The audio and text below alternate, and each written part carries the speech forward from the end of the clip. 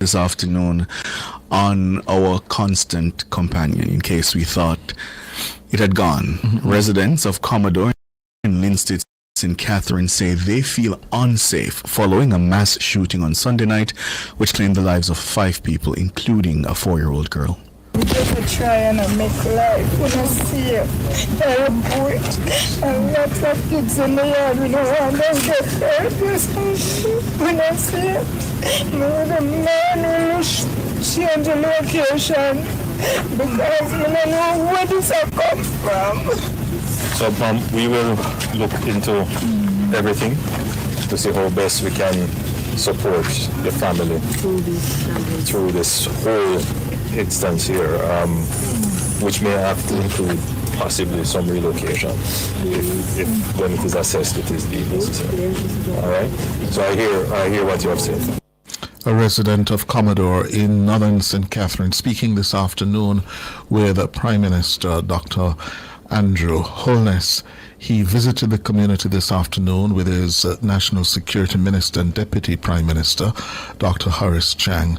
The attack was perpetrated against unarmed residents by gunmen sometime after 10 last night. Now, the reports say that the men were dressed in police attire and they pounced upon a group of people who were at a shop in the community and they opened gunfire. Of course, 8 people were shot. 5 of them are dead. The dead are 4-year-old Shannon Gordon, a student of Rosemount Primary and Infant School. Shannon lived at Orange Park in Charlemont in St. Catherine.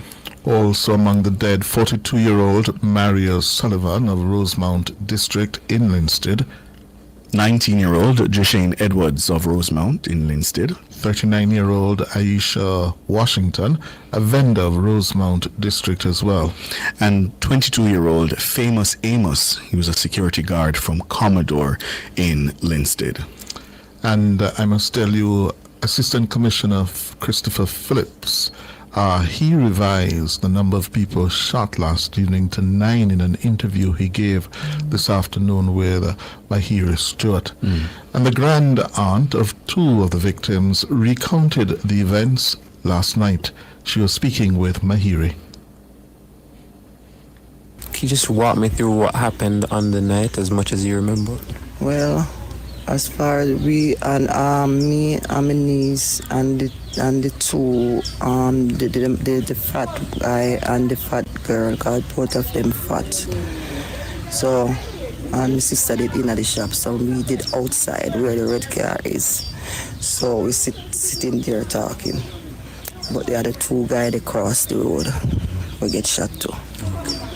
So we did have ear. Foot, so somebody running, coming, down from up the road, coming down. Up the road, this side? Up this side, up this side, coming down to where it is. And said, don't move, police. So, them come past we. So them in the police vest, so nobody move. Right. But me, one of them facing we. Right, and the next one I kick off the gate. So me now stand up. And he say, where I go? So me stand still. So now that me know my sister get Shani in shot then start fire, I don't know, but as me just turn feet, but let me just tell exactly what happened and when I can remember. So the shot then start fire. So me my sister get inside, our daughter get inside, and my sister like a son get inside. So me is the last person get inside. So that's inside the shop? Inside the shop. Okay. So when me get inside the shop now, me don't got back door open. So me no come straight. My sister go down with the baby and Shani go down. So me no go straight, me go down too, me go down flat. But when me go down, me feel something hiccup in my head. Me feel something hiccup so, and me feel something in my back. I burn me, so me I say, look like me get shot. You understand me? I say, look like me get shot. But me I tell my sister, say, to all the something sound, it seems like them fire shot in the shop. And she said, no, me say, yes. So when I go to the doctor now and come back, they must show me, say, yes, them fire the shot inside. If me never go down flat, If me that go straight, mother So you got braced. Yeah, right here.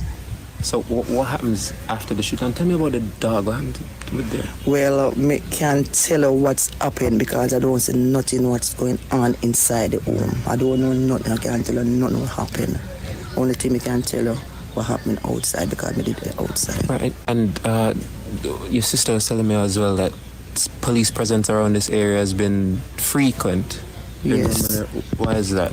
Because did have a brother, you know, right? So the police not look for him and thing, but them catch him and him there behind the bars. Them hold him from the 29th of January. Yes, you said since January, have they been still around the area? No, them just pass through, them no. You know, like first, like them no. Yes, so the place calm and everything. So the police now frequent that come through like first. Yeah. You understand? Yeah, them pass through and thing. Yeah, because the place get calm and everything. And some of the other people were telling me that Newton Amos is related to you guys? Yes, him name Amos. Yes. So outside of that, that's the only... Is he someone that comes around here? No. But I know that him is Amos, but me not really frequent with him and such alike. An interview there by Mahiri Stewart with a resident of Commodore in Linstead.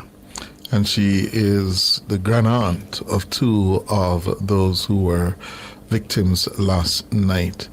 Meanwhile, Prime Minister Holness toured sections of the community today. He was supported by the Minister of National Security and Peace, Dr. Horace Chang, and Police Commissioner Dr. Kevin Blake. Dr. Holness sought to assure family members of the victims that justice will be served. Well, my presence here today, along with all the other representatives of the government, is to demonstrate that we take this thing very seriously, and we want to express directly to you our deepest sympathy and condolences, and to give you our assurance that whatever support you need,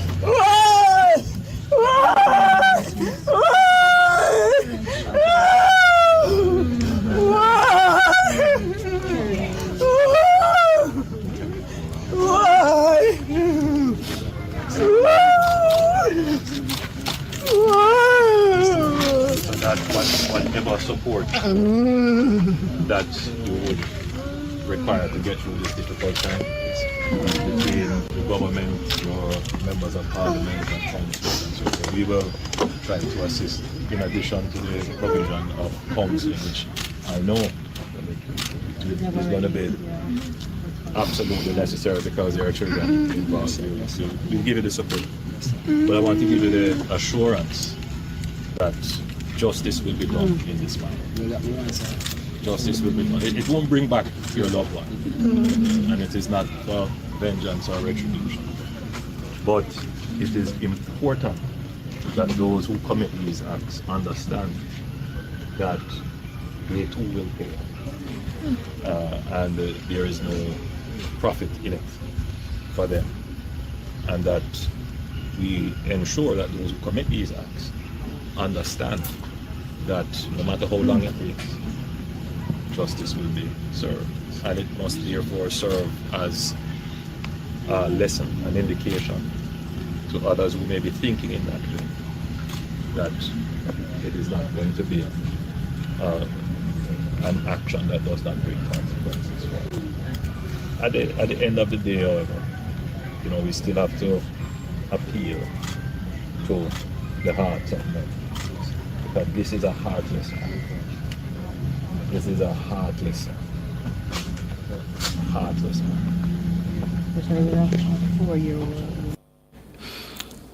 Consoler-in-Chief, Prime Minister Andrew Holness, trying to offer some comfort to the victims of those who were killed and shot and injured last night in Commodore in northern St. Catherine.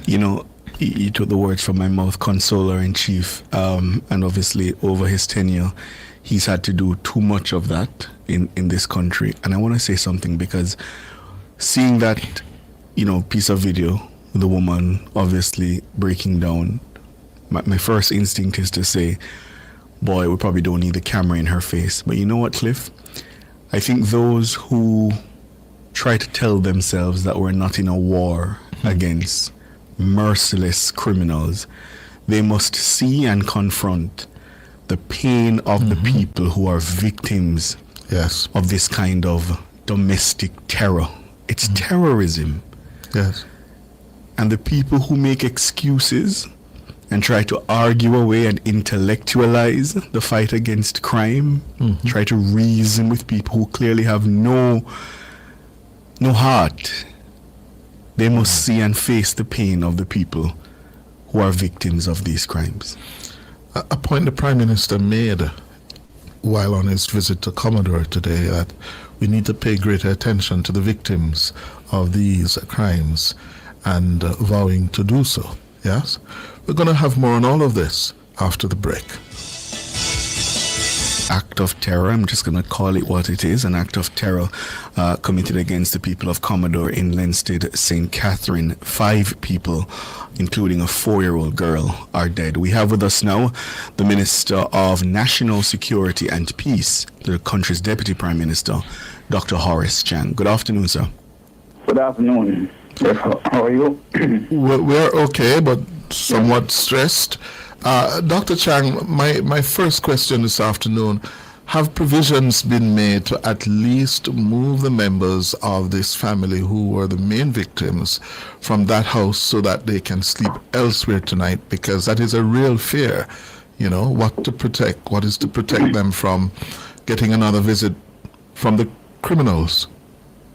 The police will be in the area for the next 24 hours. No provision is made yet to move or relocate them. They raised the issue quite specifically this evening, and we'll be examining that as we go forward. But we could not make a decision at that point in time.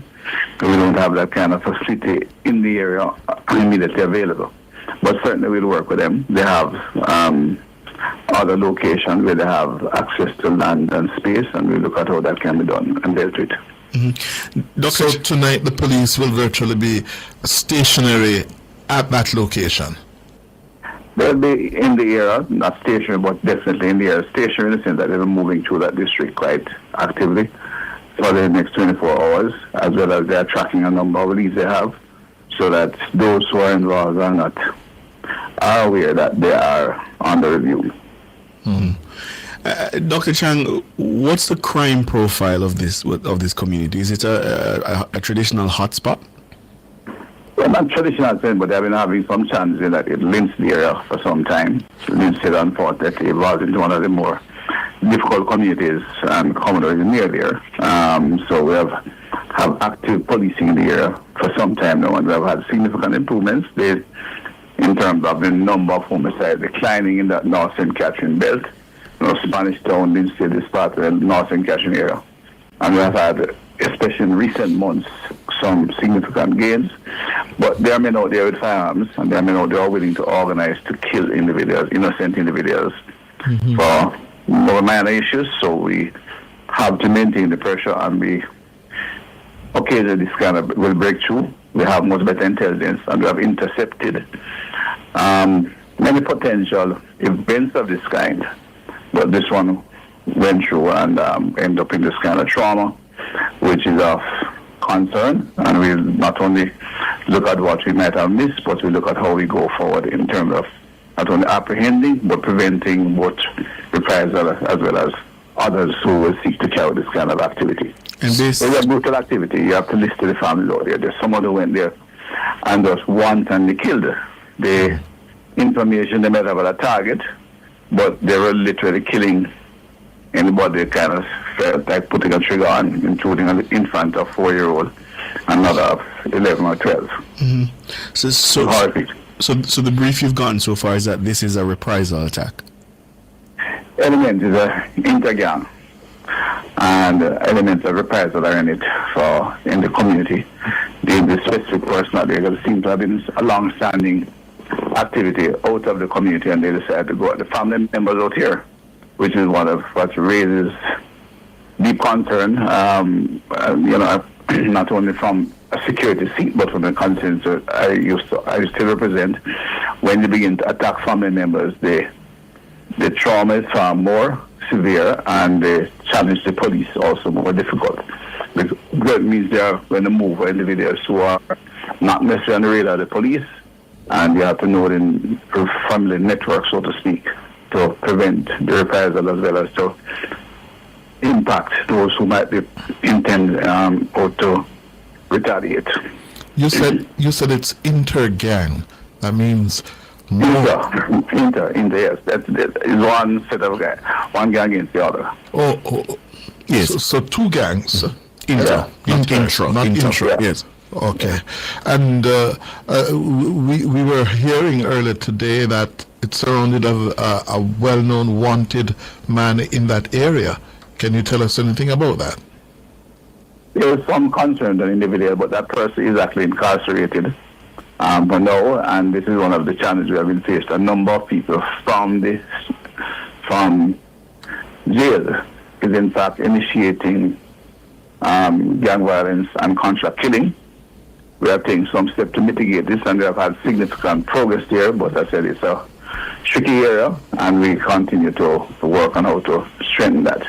Mm-hmm. We have had discussion about building cells where we have a unit where we can put individuals in individual cells, and you can monitor all their visitors more effectively, and we are looking at how to build such a facility. It's costly, because we built it in modern ways, not just building a building. We have individuals of high value in cells, but they have to make it electronically hard, so they cannot get cell phones out unless they come through the wires. That will have to come through the security in place, and a number of other facilities, and still give them space that they can exercise. So, based on modern standards, but they'll be in individual cells so that whatever connection they made is noted and can be monitored much more carefully. Mm-hmm. But at this point, we're still working with other mechanisms.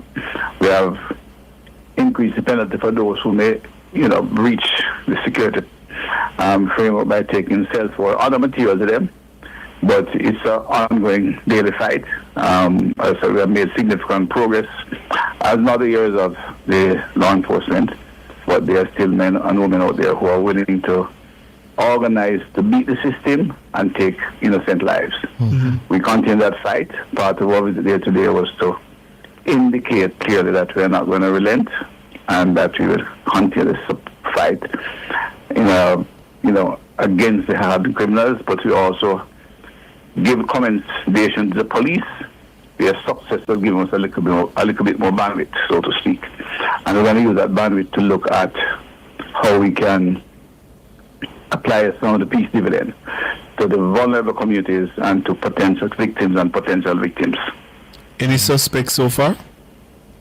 The police have, but I wouldn't go into that now. So they're briefing. They have gotten some good intel work, and they're working at it 24/7, several.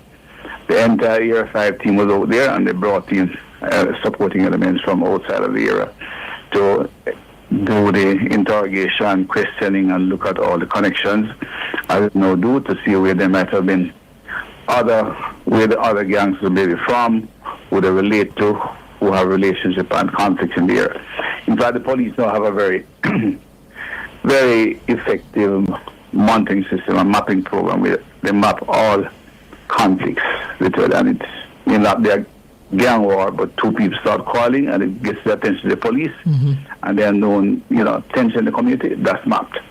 So they keep that kind of data now, and it helps them to not only apprehend, but when they relate to each other, you can look, is there a cousin who has moved to this, who is living in this area, which happens to be an area of tension. So the investigation is intense. They're very structured and organized, and I know they'll make significant progress and have some apprehension rapidly.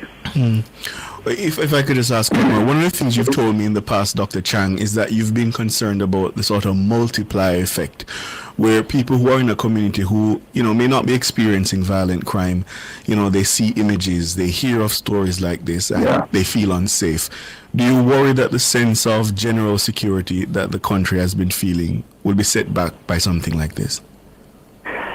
It will hurt.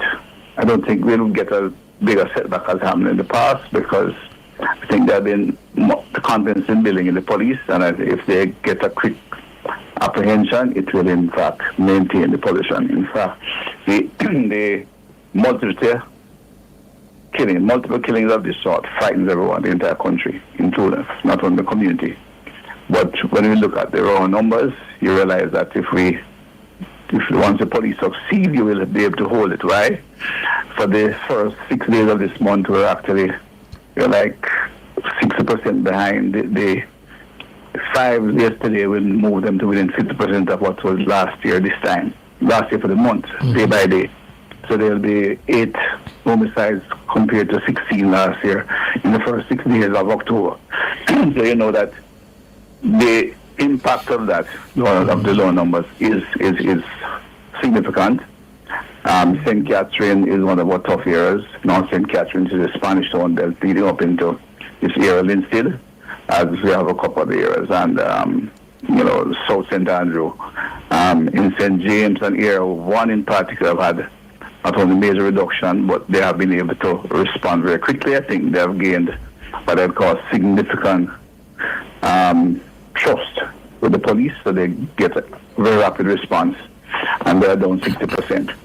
It's building up in other areas, but it's not quite there at that level yet. But the officers are working hard, and they're acting not only professionally, but gaining good relationship with the community, and are able to respond much more rapidly, even in these difficult areas that have long chronic history of violence, and both gang and personal violence. Yeah. Thank you very much, Dr. Horace Chang, the Minister of National Security and Peace and the Deputy Prime Minister. Thank you, you for your time. All right. Good. Thank you. All the best. The headlines are next.